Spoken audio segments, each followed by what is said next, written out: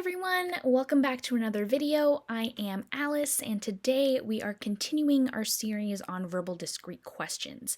If you've missed any of the previous videos, feel free to click that link right there to make sure that you see all of them and get all of my great tips. We're doing today's video with the hard section, the first one that has a single blank, and I'll show you a little bit of what makes this question hard as opposed to the easy and the medium sections as we go through it. Before that, I want you to keep in mind that punctuation really is important, and it's really helpful to help you understand how to read a question and what everything means. This holds true not only in these types of verbal discrete questions, but also when you're reading through really difficult long passages if you're trying to answer the rest of the multiple choice. Especially if you are seeing really long sentences or paragraphs, looking at the punctuation can really help you make sure that you're understanding what's going on. Now, obviously, we use punctuation all the time, so commas and periods you're already familiar with. But I want to point out these two, the colon and the semicolon,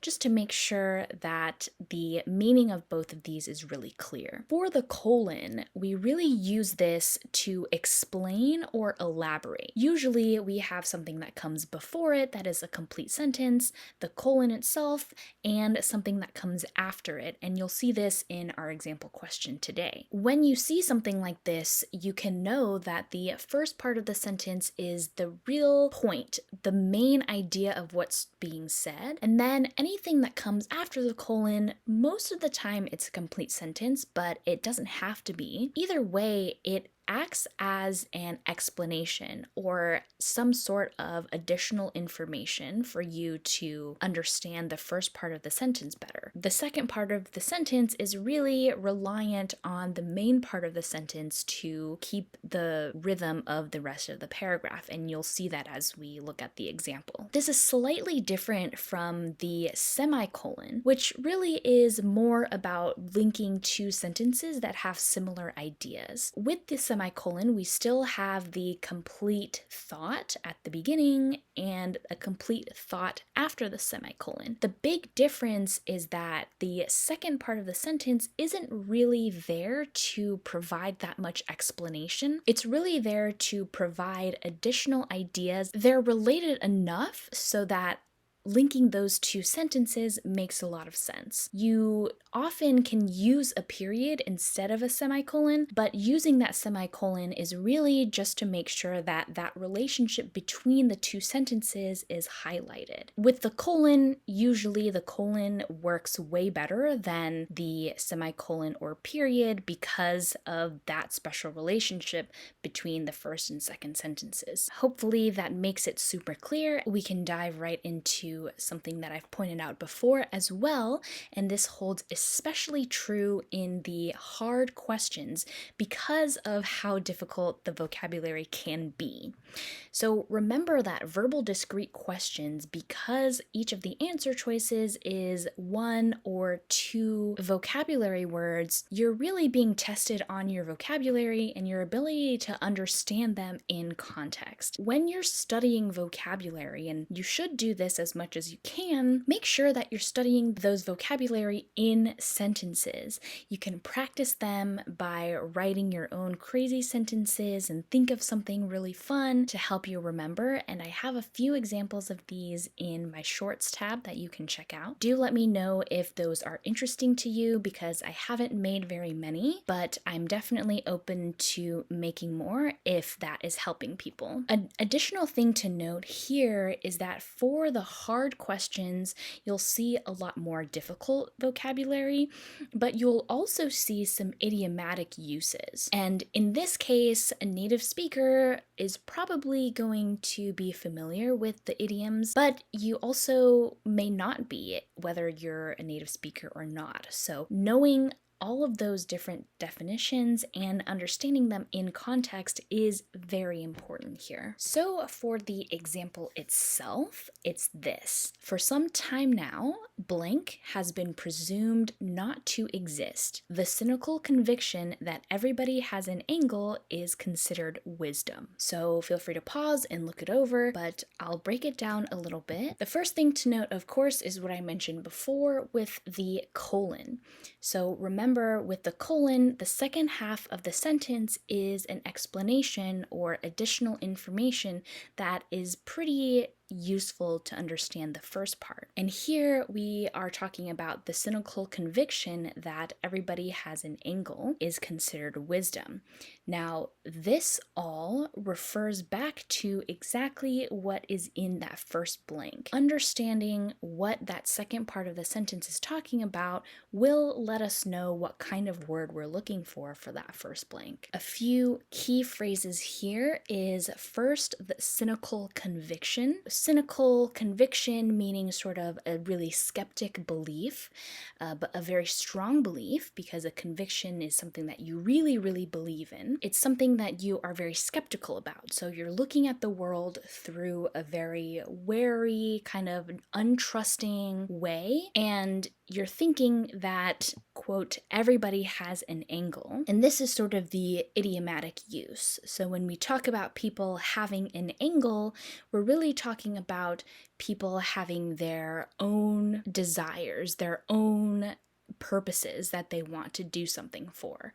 So a lot of times you'll think about this with manipulation. You're trying to tell somebody something really nice, be really good to them because you want them to like them so that you can betray them later. Something like that. So we have the cynical conviction that everybody has an angle. This idea is considered wisdom.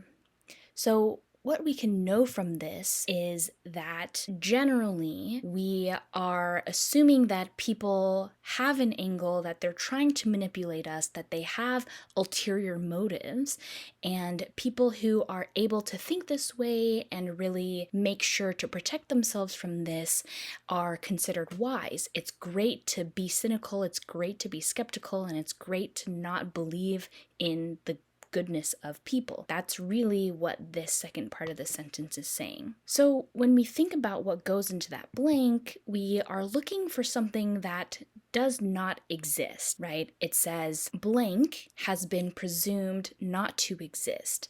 So we're looking for something that is not there, and it's also opposite to the idea that everybody has an angle. The reason this is because of that key word wisdom at the bottom. Because it's considered wisdom to be cynical, to be skeptical, whatever word should go in that first blank is something that is opposite of that, and it's something that we haven't seen very much of. With that in mind, we can take a look at the answer choices. A is rationality, flexibility, diffidence, meaning unassertiveness or shyness, disinterestedness, and insincerity. Going through each of these, you can really think about what they mean and how they relate to this idea that everybody has an angle. Everybody having an angle means that they are trying to manipulate you. They have a goal and they want to do something. So they are clearly trying to move you in a certain direction. We're looking for something that is opposite of that. That means not having a goal, not really caring about whatever is going to happen, not really giving any thought to what's being done. And that's what we're looking for. When we look at words like rationality or flexibility, these don't really make sense because we're talking about using logic or being flexible. That has nothing to do with having an angle. The word that we're looking for is supposed to be something that's cunning, that is really smart, and again, manipulative. So those words really don't make sense. C is something that you might get tripped up on. Diffidence or being unassertive or shy, because a lot of times manipulators, of course, are very good, they're very charismatic, and they really know what they're doing. The problem with diffidence is that it really has nothing to do with having a goal. Remember, when somebody has an angle, they're really trying to do something specific and trying to influence you to do something. Diffidence, being unassertive or being shy, is not exactly that. It's really just being like, well, I don't really want to approach you, but I may still have a goal. I may still want to influence you in some way. It's really more about the way that somebody tries to approach you. So diffidence really doesn't make too much sense either. D is disinterestedness, and I think this one is very interesting because it's somebody who is disinterested, who doesn't care, who doesn't want anything to do with it, who really doesn't have a goal or any stake in what's going on. And if you remember, we're looking for something that's opposite of having an angle or having a goal, wanting something to happen.